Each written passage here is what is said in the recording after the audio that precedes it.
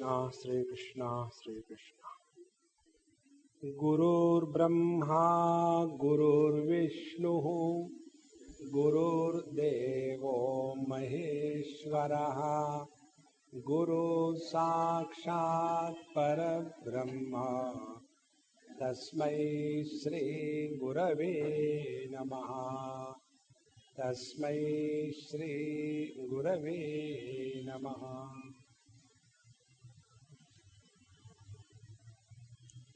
Mind survives when there is comparison. In the absence of comparison, mind cannot survive. As a result, if we observe, whenever we are interacting with the world, there is always some kind of comparison or the other. And this comparison is the fuel, the food on which the mind is becoming stronger and fatter. Therefore, these two things are to be clearly understood. One is a comparative knowledge and the absolute knowledge. So, the comparative knowledge is in the field of relativity. For example, health is in relation to the disease. Disease is in relation to the health. Good is in relation to the bad. Bad is in relation to the good. Loss is in relation to the gain. Gain is in relation to the loss. So, there are these two aspects. One is the relative existence. And second is the absolute existence. Now, the relative existence being comparative, it cannot be perfect. And the absolute being without any comparison, it has to be perfect. See? For example, space is absolute. North, east, west, south, they are relative. East is east in relation to the west. North and south are north and south in relation to the east and west. Now, if you sleep with your legs facing to the south, you will die.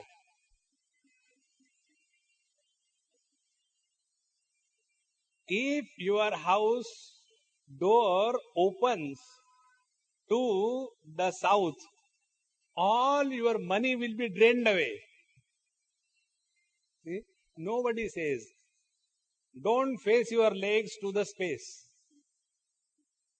See? So, wherever there is relativity, there is comparison, there is world. In the absolute, there is no comparison, therefore no world. It is first principle. Now, second principle.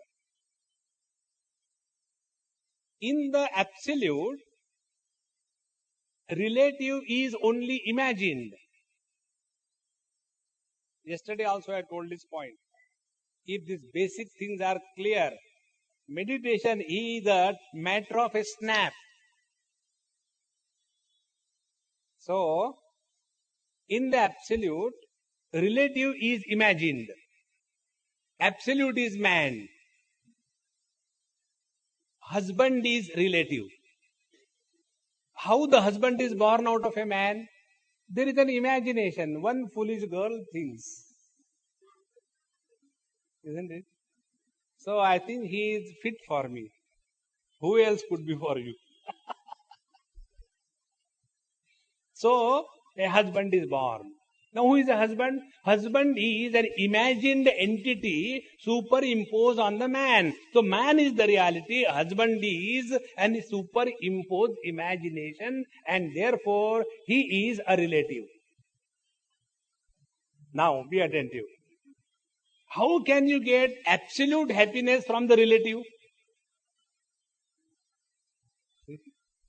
Don't expect absolute happiness from the relative. Relatives will give you relative happiness. Therefore, in the overdeveloped countries, they go on changing husbands so they can have real relative. This is, the earlier was better, this is useless. Let me try another. See? So, the principle is, in the absolute, relative is imagined. Now, third step. Imagination is done by whom? Space has nothing to do with the north, east, west, south. It is we, the human beings, with the limitation of the mind, say this is east. Now see how fun it is. Which is the east? That in which direction the sun rises. Where the sun rises? In the east. So the east is because of the sun, or the sun is because of the east? See? Therefore, all relativity is imagined. One step further. I become the knower in relation to the known. See? So, this I has become knower in relation to the known. Now, if there is nothing to know, there is no knower. So, knower and known, these are in relation to each other. Governor and the governed, they are in relation to each other. When by God's grace the wife dies, what happens to the husband? He cannot exist without wife. See, where he has gone, along with the wife in the purse. Then what is left behind? The absolute reality, the happy man. Isn't it? The world can be classified into two categories. There are two types of people. One category is happy people. The other are married. So, once you understand this relativity and then the absolute, now the choice is yours. Whether you want to live in this world in relation to something, or you want to live in this world in spite of the world. See, try to understand this point. Miseries have come. When I cooperate with the miseries, I become Mr. Miserable. Miseries can be attributed to somebody or something. But we are miserable by our own choice. Isn't it? Select, act, enter, and be miserable. So, when the miseries come, be very attentive. When the miseries come, and you refuse to be miserable because you don't want to get entangled in the field of relativity, what will be your experience? You are in the midst of the miseries, and yet you are not miserable. See? This is the only difference between the wise and the otherwise people. Miseries are common for both the people, wise as well as otherwise. On the contrary, otherwise people have to face more miseries, because their miseries plus the miseries of the otherwise people. Yesterday or sometime, Therefore, I now stop allowing anybody to come to my house. One somebody came, Swamiji, I have to come. Please don't say no. I said, okay, come for 5 minutes. 10 o'clock up to 12:30 non-stop. As if I am responsible for your miseries. Who told you to get married? I didn't tell you. Like many people come and say, Swamiji, can you help me in stopping smoking? When you started, did you ask me? No. Now you want me to do your job? And that is how my prayers are answered. Somebody phoned, Swamiji, this is time for your lunch. I said, say, I have to go for lunch. Halfway cut and get out. Friends, the more you get involved in relativity, the more miserable you are. Remain in that absolute status that you are born with. To understand this is the 10th chapter of Bhagavad Gita. So what the teacher told us yesterday, when he says, Yo mam ajam anadim cha lokamaheshwaram vetti saha asammudaha. He who is, be very attentive, these are Sanskrit words, don't go to the traditional translations. He who recognizes himself as unborn, be very attentive, unborn, with the miseries, we are born as miserable. With the happiness, we are born as happy. With the depression, we are as born as a depressed one. With something good, we are jumping out of our skin. Constantly we are being born and we die, born and die. Instead of that, stand apart. In this manner, when you are able to recognize yourself that in the midst of the changes, you are that unchanging reality, in this way, Lokamaheshwaram. And then alone I am the controller, the boss, the dictator of this whole world. And who is such a person? Asammudaha samarteshu. He alone is wise. After having said this, then to go and reach this absolute from where we are. Where are we now? We are buried under the load of relativity. Now let us start our journey from the relative to the absolute. First step, we were told yesterday, 3 things. If you don't know, never mind. Go and listen and collect the knowledge, the information. Second thing, don't keep the information stored in the hard disk. Interact with that and reflect over it and convert the gathered information as your own property. See, when a doctor goes to do the operation and the patient is lying there on the operation table and the patient is very, very afraid. Doctor, I don't know, this is my first operation, please do something good. Doctor says, don't worry, this is my also first operation. See, I am not afraid, why are you afraid? Now, if it is the first operation of the doctor, and if he suddenly forgets, I don't know, where are the lungs? They are down below or up below? Or up. You cannot afford to have a borrowed knowledge if you want to be wise. Borrowed knowledge never makes you wise. So first of all, you listen, Sharavanam.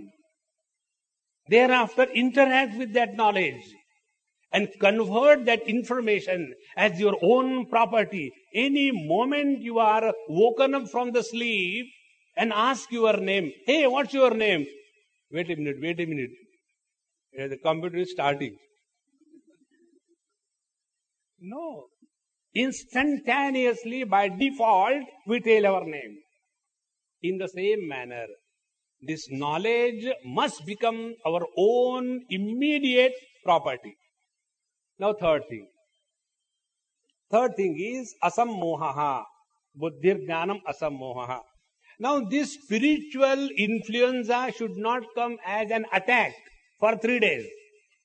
And afterwards, again the same old tobacco and the tuna and lagao and eat. That's it. The same thing. This happens with maximum people. When they go to Ganga, they become Ganga Das. When they go to Jamna, they become Jamna Das. And ultimately, they are Devdas.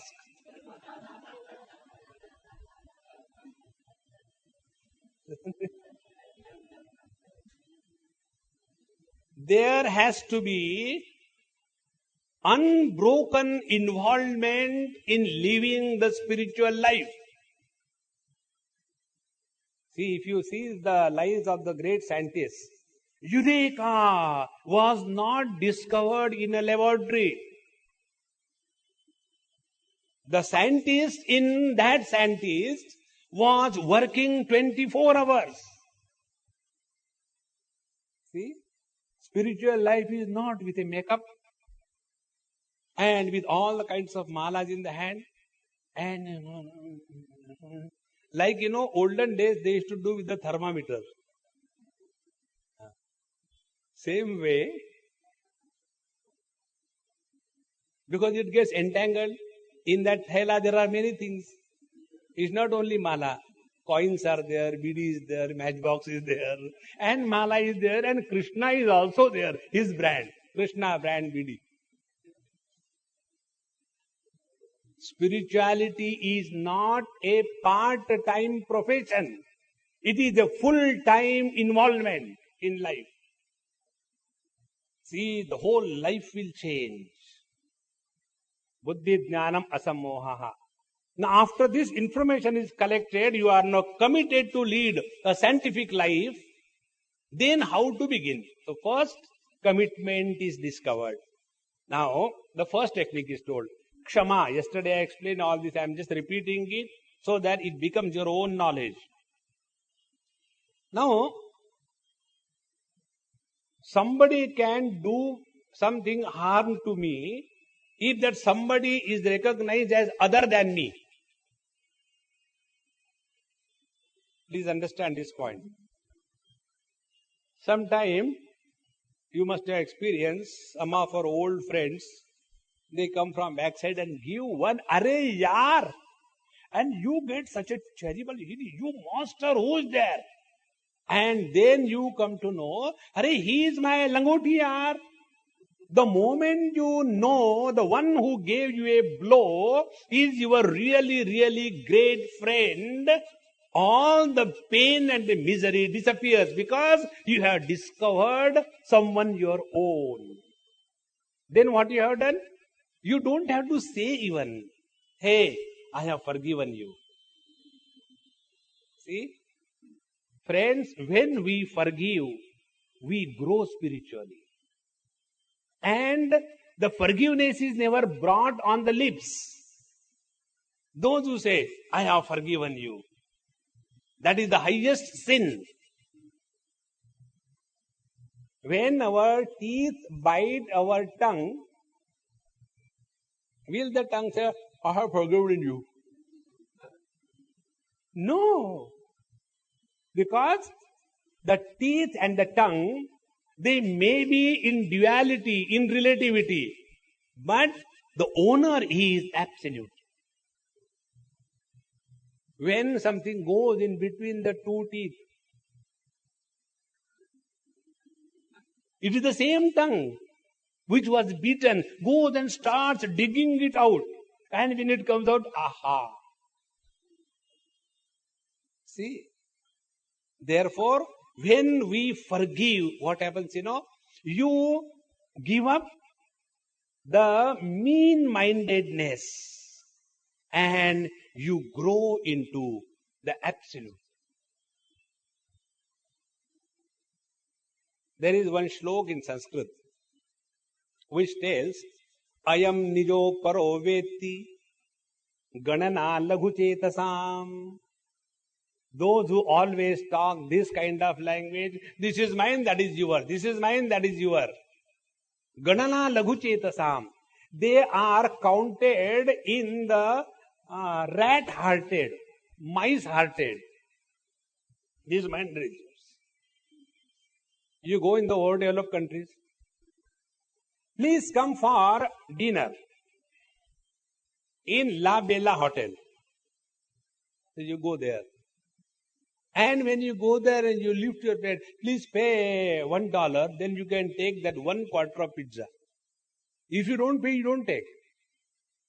Because we are overdeveloped. See? Overdeveloped ego, not the country. See, friends. Ayam nijo paroveti. This is man, that is yours. It is not a good sign. You are getting caught up in the relativity. And udara hrudayanam tu. And those who have grown to the stature of perfection, vasudhaiva kutumbakam, for them everything is ours. And once you start living in that knowledge, nobody is our enemy, nobody is our friend. See? Then the whole world becomes our own home. And such a person will never be influenced by small little things. Friends, those who want to run a business of billions of dollars a month, they will not go on doubting on the driver. I have sent him to fill in the petrol, but I think he must have filled half a liter less and taken the money. This kind of dirty thinking fellows can never go anywhere except running a pawn shop maximum.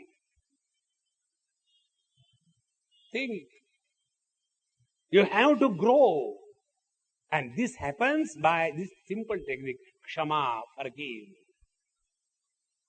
See, when you add a teaspoonful of sugar or salt in a cup, the taste is very conspicuous. When you take the same teaspoonful of sugar and go to Manas Sarovar and add and stir, not recognized. So the more you grow, the more you go towards the absolute, the problems of relativity disappear. And what is the problems of relativity? I versus you. When you have not said this thing to me, unless you say, I am sorry, I am not going to talk to you. You know, in Delhi it happened, one of my friends, two brothers, one sister. The brother who got the sister married, everything, she was staying with him all through life. A Punjabi family. So, according to his capacity, he got the wedding cards printed and all that. Now, this other brother got inspired. She is my sister also. And my sister's cards, such cheap cards, 20 rupees? No, it will be bigger one. So, he got the same thing printed, 50 rupees per card. In that, then the sequence of the names change. And then a great fight. I versus you, you versus I. And the marriage is one side and these two brothers are fighting. I was there as a referee.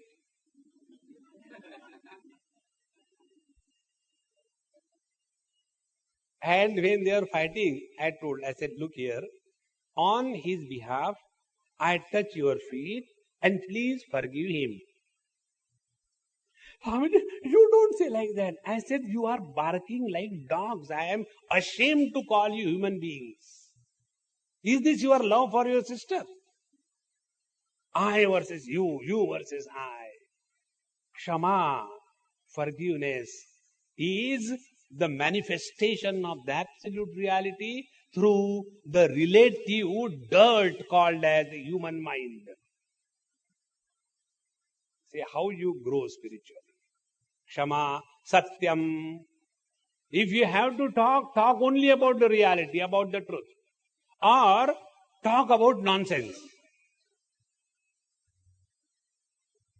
And for that nonsense, the best topics I tell you. All the jokes of the world are the most sensible nonsense.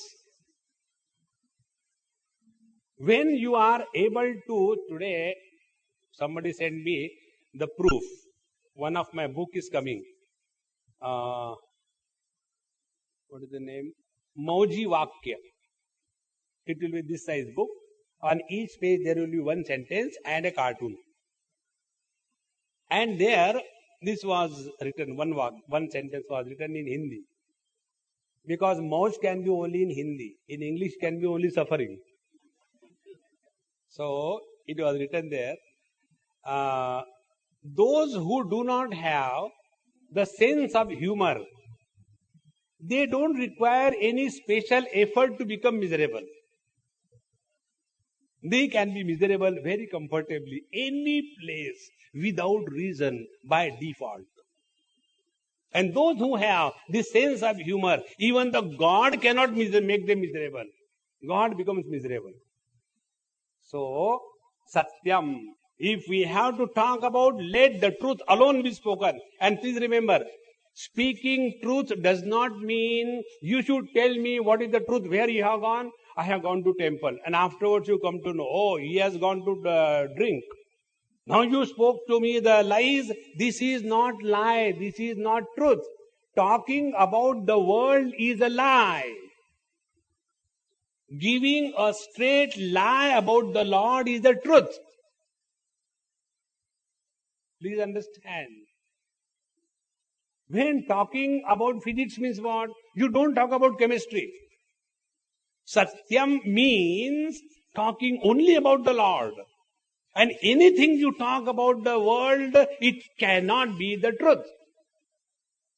One day after my lecture, one lady came and she said, Swamiji, I like your lecture very much. For one reason, I resent. I said, I don't care. No, you have to care. I said, okay, I care. What next? Do you know what you said? I said, I don't remember because I bluff and I forget. She said, this is what I don't like. I said, what is that? You say your lectures are bluff. They are so good. How can you call them bluff? I said, that is the secret of the bluff. A perfect bluff is never recognized that it is a bluff. How come? I said, look here. The truth is that Name vidu suraganaha, Bhagwan has told. The truth is that which cannot be comprehended by the organs of knowledge, organs of speech, or by the mind. And therefore, whatever you talk about the truth, it is a lie. And the world being an illusion, you cannot talk the truth about the illusion. Can you do the analysis of the water, mirage waters, whether it is fit for human consumption or not? You give a beautiful report. Will it be valid? No. Therefore, the moment anybody starts talking, he is a bluff master. And the real bluff masters are all the Mahatmas. Because they know that what they are talking is a bluff, and yet they go on talking. Ascharyo vakta kushalosya labda, ascharyo jnata kusalanushishta. Kathopanishad says, is it not the wonder of wonders? All the Mahatmas said, you cannot say one word about the reality, and yet they go on talking. This is fun, friends. Satyam, Kshama Satyam, then Damashamaha, control over senses and the mind. When these things are being practiced by us, this practice will slowly loosen the shackles of relativity, and you will enter the kingdom of the absolute. Friends, in the world of relativity, this I repeated 100 times, and I'll keep on repeating. In the world of relativity, there is no problem that can be solved. In the absolute, there is no problem that needs to be solved. Very important. So if we are suffering in this world, how to get out of it? Get out of the relativity. How to get out of relativity? Don't become serious with any relation. See, the life will change. Satyam, Kshama, Damashamaha, Sukham, Dukkham, Bhavo, Bhavaha, Bhayam cha, Bhayameva cha. So all the pairs of complements, please remember. Let us change the usage of the word. Normally, Dvandva are translated in English as pairs of opposite. sukha, dukkha, joy, sorrows. It is wrong. It is pair of mutual complements. Life has no meaning without death. Joy has no meaning without the miseries. Gain has no meaning without the loss. See? Husband has no meaning without the wife. So, they are not pairs of opposite. They are pairs of mutual complement. Death complements life. If there is no death, life will have no meaning. See? If there are no miseries, joy will have no meaning. Therefore, sukham dukkham, all the pairs of mutual complements are supported by the same absolute. When we discover this, both of them, they become equal. See, in a family where there are only sons, and another family only daughters, third family 3 sons and 1 daughter, fourth family 3 daughters and 1 son. If you take the individual ratio, sex ratio among the children, one place 1:0, second place 0:1, third place 1:3, fourth place 3:1. But if you take the totality of the human population, there the sex ratio is 1:1. Whenever you grow out of the shackles of relativity, all the mutually cancelling pairs are null and void. Therefore, in a house, when a person dies, a great loss. In the totality, when people don't die, then there is a problem.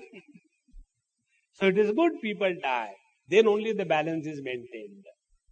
Therefore, sukham dukkham bhavo bhavaha bhayam cha bhayam evacha. Ahimsa also we have seen yesterday. Then samata, equanimity. See, equanimity is what?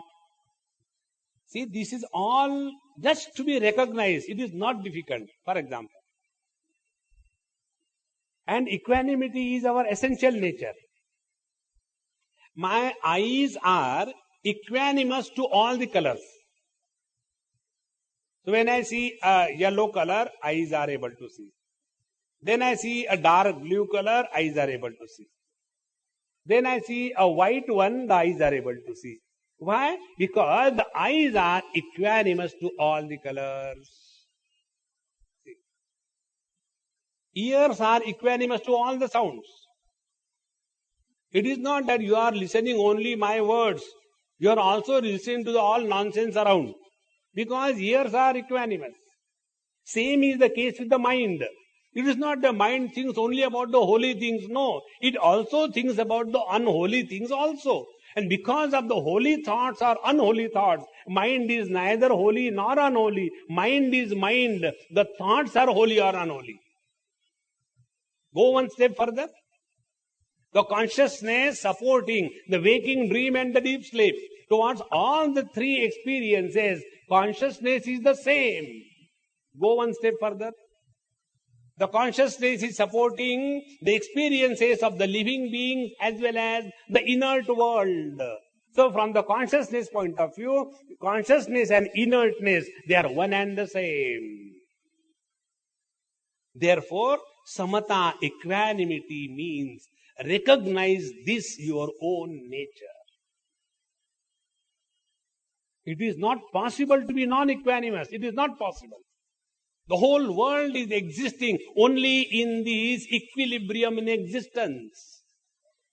Earth is suspended, all the planets are suspended in this space only because of this perfect samatva, perfect balance, perfect equilibrium, perfect non-repulsion or any ambiguity. Once this is understood, you come back to your own self. Ahimsa, samata, tushtihi. Tushtihi is contentment. In the 2nd chapter, Bhagavad told us, Apuryamana achala pratishtham samudramapa pravishanti yadvat Tadvat kama pravishanti sarve sashanti mapnoti na kama kami. He who is like the ocean. Ocean is what? Absolute. A river is relative. One river versus another river, separated by a piece of land. Ocean is one homogeneous mass of water. And therefore, there is nothing that can be added to the ocean to make the ocean big, or there is nothing that can be taken away from the ocean and make the ocean dry. But this happens with the rivers. See? In the same manner, be very attentive. Tushti means gain does not add anything to me, and loss does not take anything away from me. Meaning, this is possible only under one condition. Only in the infinite, plus minus any quantity is equal to infinite. In the finite, plus minus any quantity becomes finite plus that quantity. See? Because infinite is only one without a second. And that one without a second is absolute. The more we remain established in this vision and then play the game of life like the space plays the game of south, east, west, north. Like the water plays the game of ocean and waves. In the same manner, let us play the game of husband and wife, children and parents, friends and enemies. And let the divinity be uncorrupted in spite of this game of life. It is so simple. Samata tushtihi, then tapodhanam yasho yashaha. Now, tapasya. Tapas means what? Austerities. Normally by tapasya we have very peculiar notions. See, I'll give the principle what is the meaning of tapasya. Tapasya means voluntary sacrifice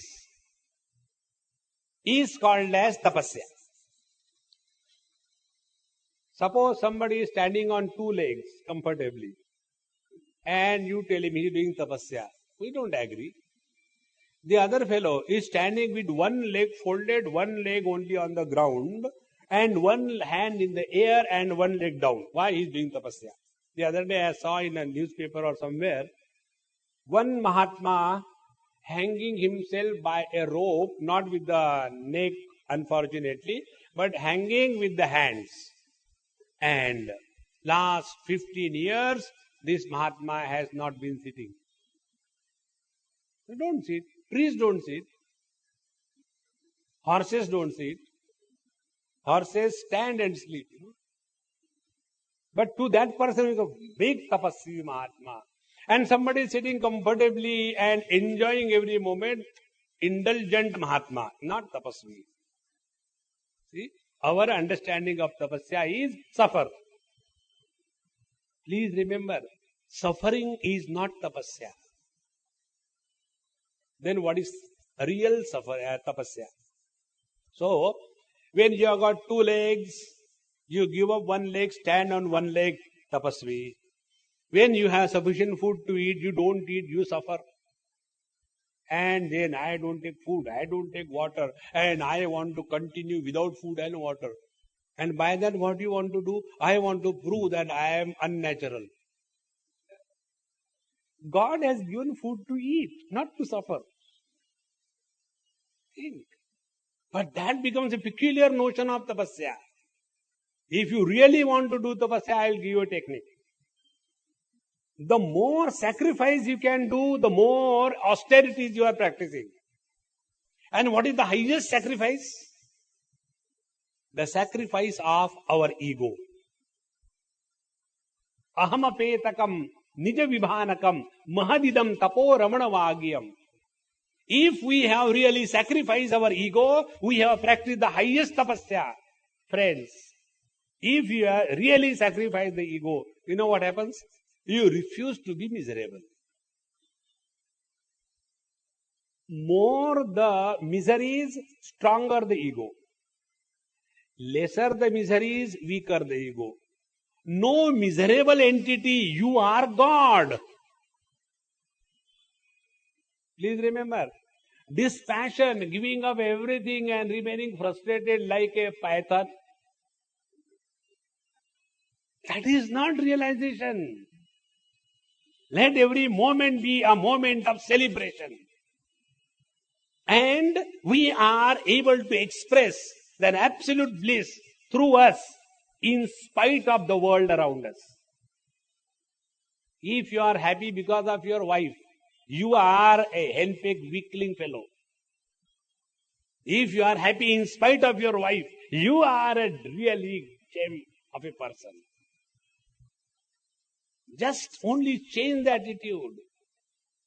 Tapaha, the real tapasya is this. Refusing to be miserable in spite of the jungle of miseries around is the highest tapasya.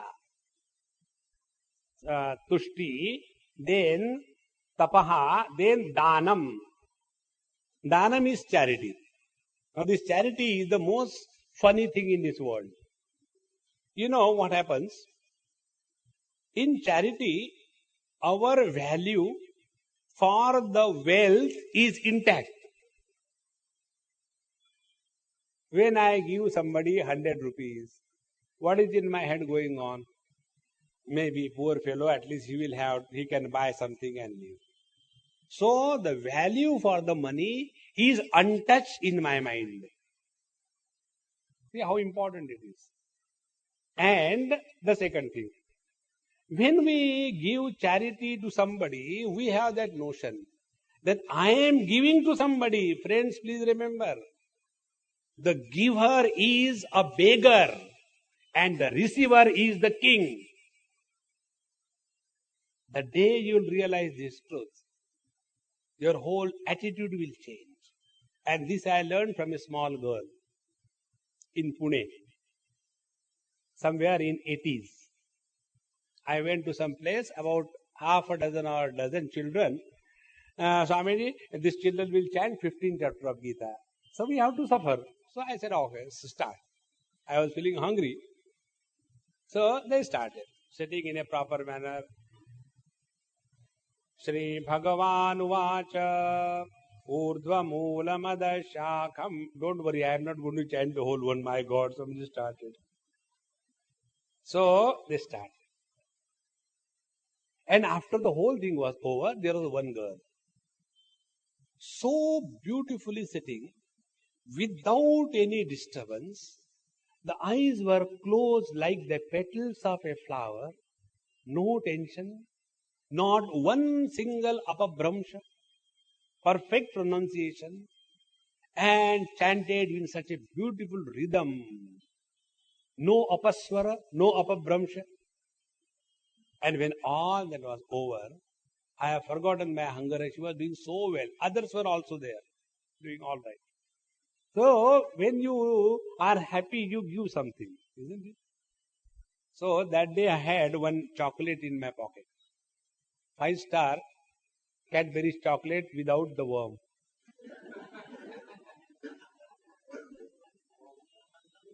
Do you know a bad news? The chocolates have worm inside. Bad news. Do you know the good news? You get a Coke free with the chocolate. Now what is the good news in that? Because in the Coke there is a pesticide. So the worm which goes inside is taken care of by the Coke inside. Pesticide kills it and you remain healthy. Narayan. So I thought, let me give this chocolate to this girl, she'll be happy. So I said, hey, come here. She came.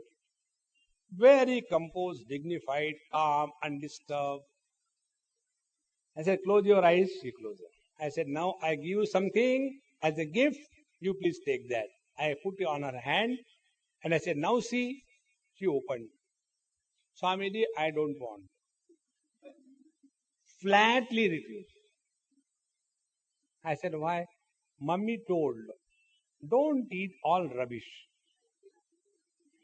I was having a thought, I am going to give a chocolate to this girl and the girl will be very happy and therefore I will be happy. See, we become happy by invoking happiness in others by corruption. See, when you do charity and make others happy, you are introducing corruption in the spiritual field.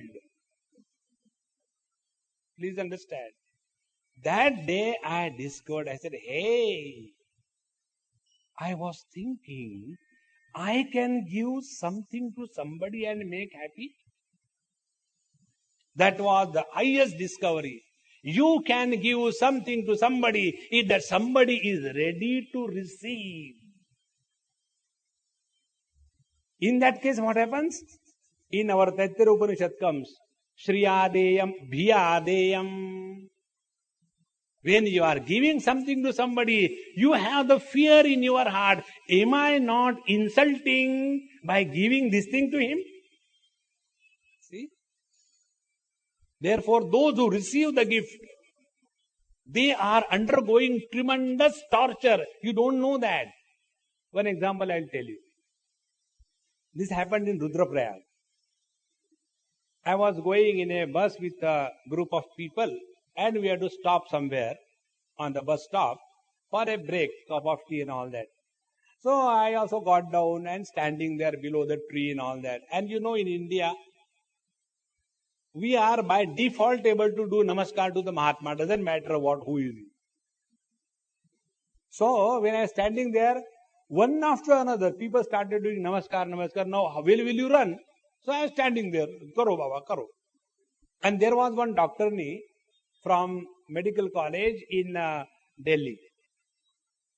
She said, Swamiji, I want to ask you a question. I said, come on, what can I do? Ask. So many people are doing namaskar to you. You must be feeling really great, is it not? I said, wait a minute. Then I told those people, villagers, unknown people, full of love and devotion to the Lord. I said, hey, please stop. Then in the local language, Hindi, I told him, I said, look here, she is my mother and you should not do namaskar to a son before the mother. So I also do her namaskar. When you do namaskar to her, it comes to me also. Okay, I touch her feet in the presence of hundreds of people. Now the whole crowd started diverted. She said, Swamiji, what are you doing? I said, enjoy. People are doing namaskar to you. Try this. To receive is not so simple. But those who give, what an arrogance they have. I have given this thing. I can do this thing. If we are able to do something, it is His grace. It is nothing is ours. If this is understood, then we are maturing from the relative to the absolute. How much the Lord has given us? Did He ever claim? No. Then only you are able to get out of the clutches of the relativity and grow into absolute. Ahimsa samata tushti tapodanam yasho yasha ayashaha. Sometime in this world we win. We should be ready for the defeat also. Honge kamayab ek din. When that day will come, that we will not tell. Maybe after election? No. This world has both the things. Sometimes we win, sometimes we lose. Sometimes what we say should happen, sometimes what others say should also happen. Yasho ayashaha. Once this attitude is taken, then your equanimity is intact and you are performing from the absolute platform. So, bhavanti bhava bhutana matta eva pruthak vidaha. So, bhutanam bhavaha. These different expression of all the beings are because of this absolute reality which is supporting the total relativity. See how important it is.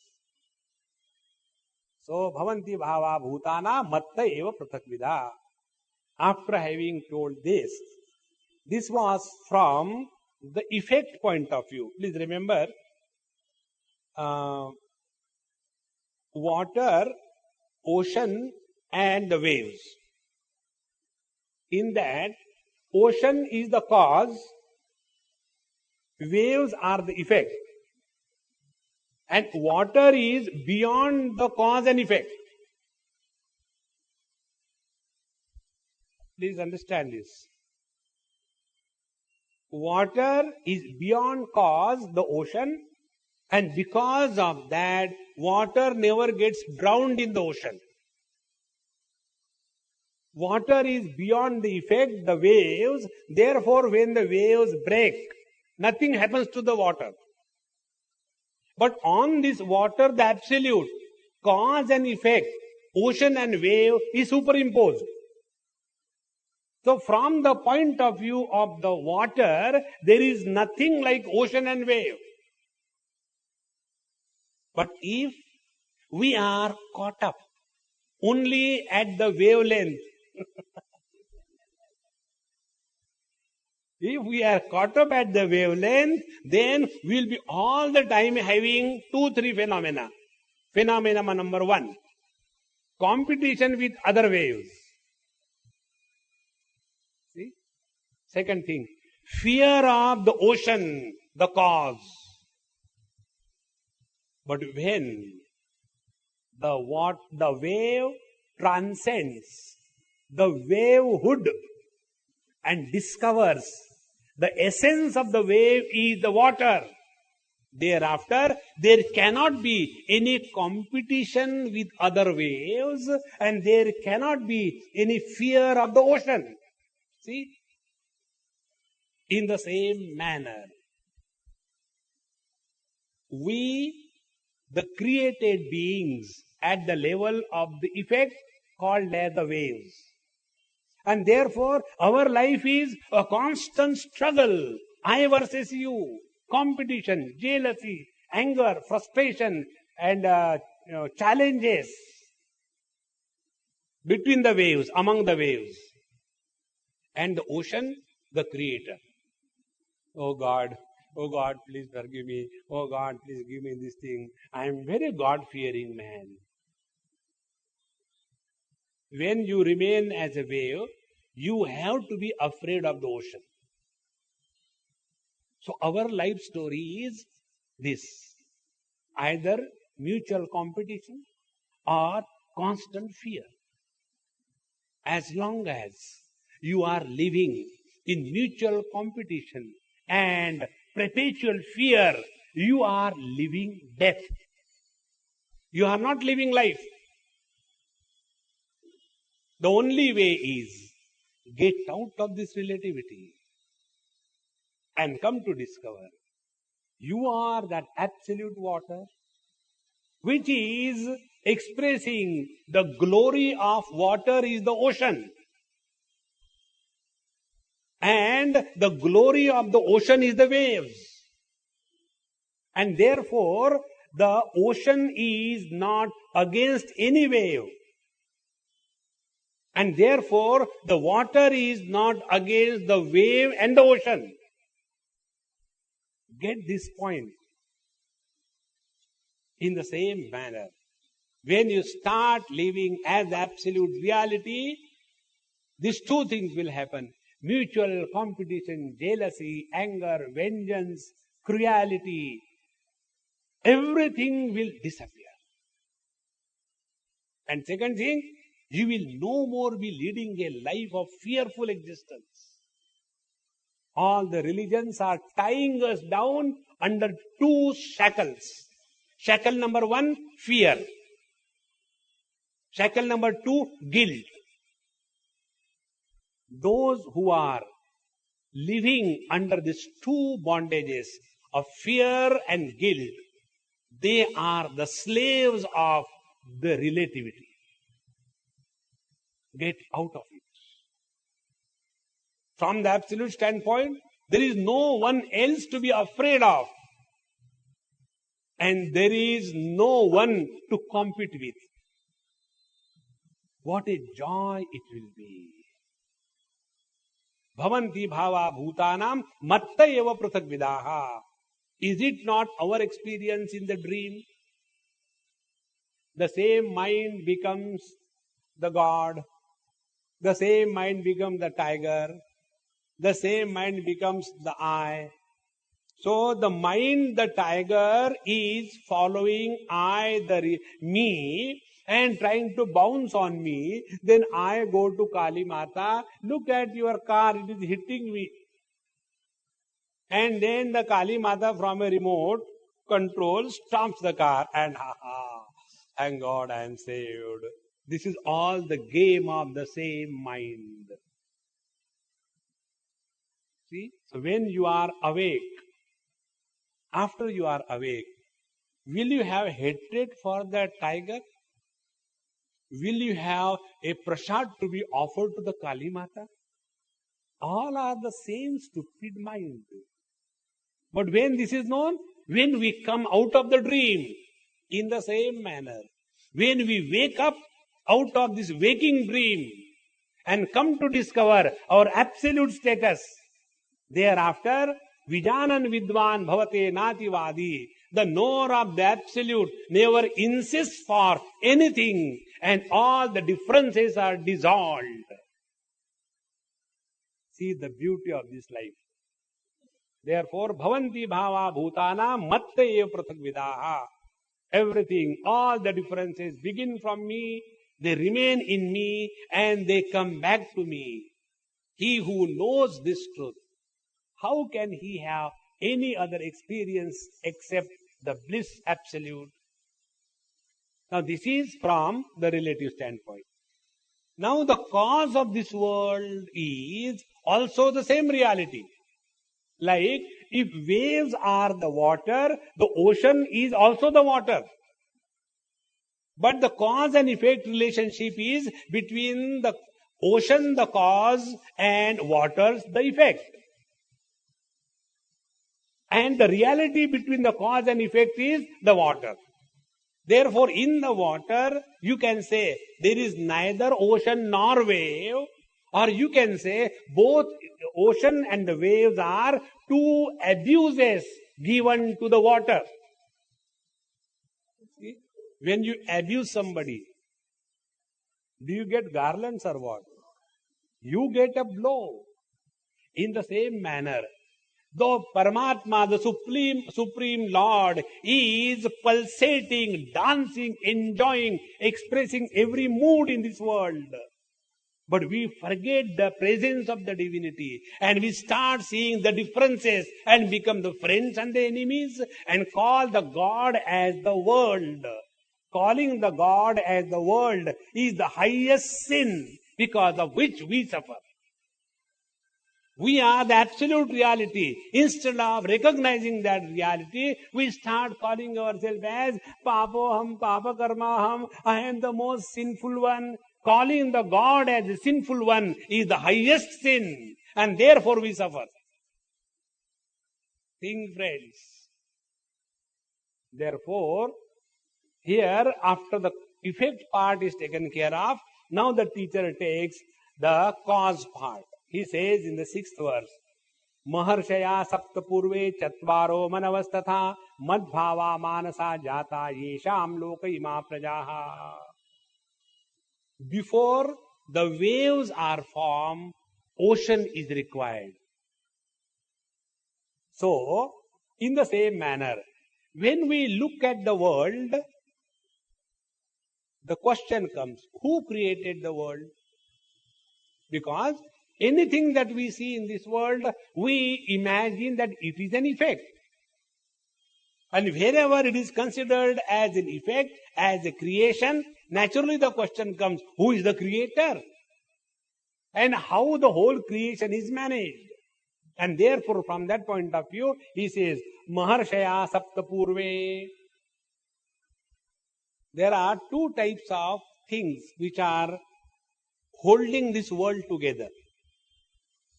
One is called as pravrutti, involvement. Second is called as nivrutti, withdrawal. Life is a perfect balance between involvement and withdrawal. If there is only involvement without withdrawal, life is impossible. You cannot keep on awake all throughout your life. You have to sleep. If nowhere in the satsang, but sleep. Very important. So, one is the involvement, second is the withdrawal. Imagine if I keep on talking, don't stop, then you will start walking away. So, the lecture becomes meaningful when it begins and by God's grace, it stops also. Then there is a beauty in life. See? Therefore, life has these two aspects, pravrutti and nivrutti, involvement and withdrawal. So, those who are promoting and guiding the path of involvement pravrutti, they are called as rishis. So, maharshaya sapta purve, in every kalpa, in every manvantar, in every eon, there are 7 of them, Atri, Agastya, Angira, Pulasya, Kratu, ityadi. And with every cycle, there are different types of rishis, and they are always 7 in number. Maharshaya sapta purve, and chatvaraha, and the 4. 4 are the teachers of the path of renunciation or the path of withdrawal. And which are those teachers who are the path of withdrawal? They are the Sanat, Sanat Kumar, Sanat, Sanatan and Sunandana. These are the 4 children of the Brahmaji, and the Saptarshi are the 7 of them. These 2 are guiding the total world on the path of involvement and renunciation. Now, third, management is manavastatha. Now, how to lead the life of a grahastha, a married one, how to lead a life of a brahmachari, a student, how to lead a life of a vanaprasthi, a VRS. VRS means vanaprasthi. Who is a vanaprasthi? Who is told a voluntary retirement, but it is actually a compulsory retirement. The glorified word is voluntary. Like, in one place I went, and they were having some program, but no volunteers were available. So I said, hey, without volunteers, how can you do the job? Swamiji, don't worry, you come. So I went there. Then that man, he said, you come, you are volunteer, you are volunteer, you are volunteer, you are volunteer. Volunteers are not dictated. They come on their own. Isn't it? So, when this path of involvement is to be walked, there has to be rules and regulations. Now, these rules and regulations are given by the Manu, the one who is giving the code of lifestyle. Therefore, manavastata. So, how a grahastha, brahmachari, vanaprastha should lead a life, this code of conduct and lifestyle is given by the same reality expressing as the Manu Bhagavan. And what should be the lifestyle lived by the sannyasi or the renunciate? That is also given by the same authority called as the Manu Bhagavan. Now see the total picture. From the cause point of view, there are 2 lifestyles. One is the lifestyle of involvement, pravrutti. Second is the lifestyle of withdrawal, renunciation, nivrutti. And they are managed by the code given by the Manu in his Manusmriti. And with this totality, the individual life is lived. See, the government, the governor, and the governed. So they are also from me alone. Maharshaya sapta purve chatvaro manavastatha madbhava manasa jata. And how are they? Who are they? Their minds are fixed on me. Be very attentive. If we are having our attention on the people whom we are governing with the biasness in our mind, our governance will be nepotism. It will not be governance. But if I am loyal to the principle which is expressing through me, then I will never have any biasness towards all those people whom I am governing. See, please remember these two things. Once I was talking to this management people, and they have asked me the topic about the leadership. So there these beautiful thoughts came. A leader is a bird who has got two strong wings. One wing of dispassion and other wing of authority. If there is only dispassion without any authority like we cannot be the leaders.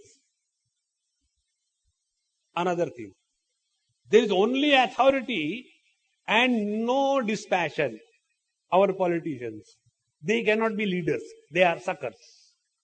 See, these two things were combined only in one person in our country, Mahatma Gandhi. He had dispassion on one hand and authority. When that one frail question mark used to call one call, the whole country used to get united and work for him. So he had the authority, and the authority was earned by him. It was not by a shortcut method of reservation. No. Please understand. When a leader does not have the dispassion, he starts utilizing the authority for the selfish purpose. And when a person has got all the dispassion but no authority, he can do nothing except give lectures. How important it is. Therefore, these two things are brought here together. Maharshaya saptapurve chatvaro manavastatha. So the authority is the reality, the Paramatma. And those who are executing those authority, they are also the messengers of the same Lord. And therefore, madbhava manasa jata. So all the rishis, all the Sanat Kumaras and the Manu, their attention is on the absolute. And the rules are always formed from the absolute standpoint and not from the relative biasness. When the traffic rules are formed, they are not formed for a particular community. Isn't it? Traffic rules for the upper caste. Traffic rules for the minority. Traffic rules for those who don't have cars. No. They are same. How important it is. And then only it becomes meaningful. So this beauty is also introduced here. So, Maharshaya saptapurve chatvaro manavastatha madbhava manasa jata yesham loka ima prajaha. So this total world of cause and effect is rooted in me. So I, the absolute, is the foundation from which the total relative world of cause and effect has manifested. Be very attentive. Therefore, looking at the water as the medium of test is the understanding of the water as the absolute. Looking at the same water as a medium because of which many tastes are possible. Sour, sweet, pungent. That is the expression of the absolute water in the relative front. Ras is the absolute. And variety of the ras is the glory, the relative. So from the water's point of view, absolute and relative, they are not contrary to each other. When and the same. But between these two, unless the absolute is, relative has no existence. And the relative is nothing but the expression of the absolute. The father is the absolute, the children are the relative. If I love the father, will I hate the children? If I respect and love the Lord, will I hate His creation? So, recognition of the absolute as your being is the state of yoga. And recognition of the absolute in the relativity is the state of vibhuti, the glory. This is what the teacher says here. Etam vibhutim yogam cha mama yo veti tatvataha saha avikampena yogena yujjate natra samchayaha. This is the avikampa yoga, a rare kind of yoga. Kundalini yoga is kampa yoga. What happened kampa yoga? Here avikampa yoga. What is avikampa yoga?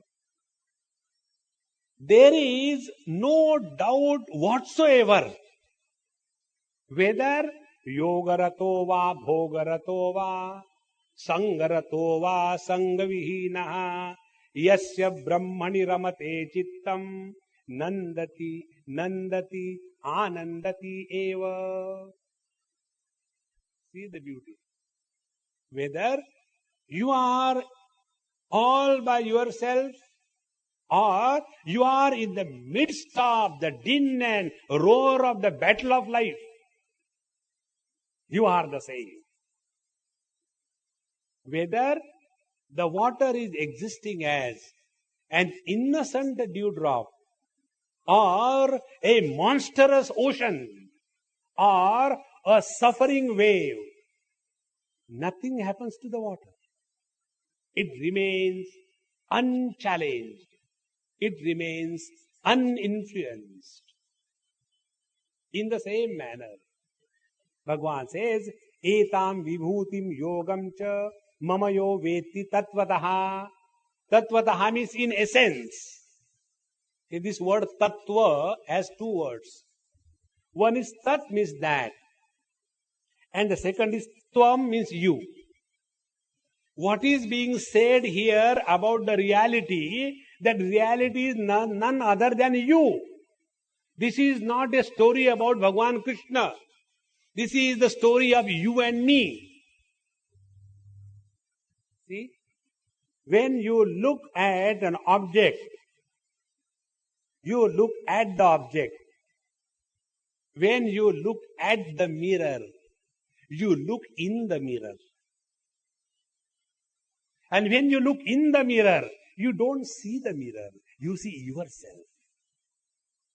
In the same manner, Bhagavad Gita is not a book of computer science. Take a mouse and click and curse the whole world. No. It is the subjective experience. Every word what is said here is said about every one of us. Doesn't matter who you are. And that is why the real scientific approach to life you can find in a text which is based on the scientific facts, not on the dogmas and catmas.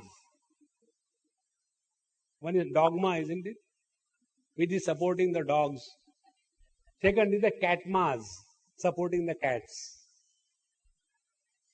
Therefore, throughout Bhagavad Gita, you will never see anywhere this book is meant for Hindus, this book is meant for women, or the men, or the Brahmins or the Kshatriyas. No. Everywhere the teacher says, Manavaha, human being. Yes, that is definitely said. The first requirement is, you have to be human being. Doesn't matter what type of human being you are. Bhagavan says in one place, even if you are holding a doctorate in all the sins of the world, you are qualified to grow out of the shackles of relativity and come to discover the joy absolute that you are. Om Purnamadaha Purnamidam Purnaat Purnamudachyate पूर्णस्य पूर्णमादाय पूर्णमेवावशिष्यते। ओम शांति शांति शांति। हरि ओम। श्री गुरुभ्यो नमः। हरि ओम।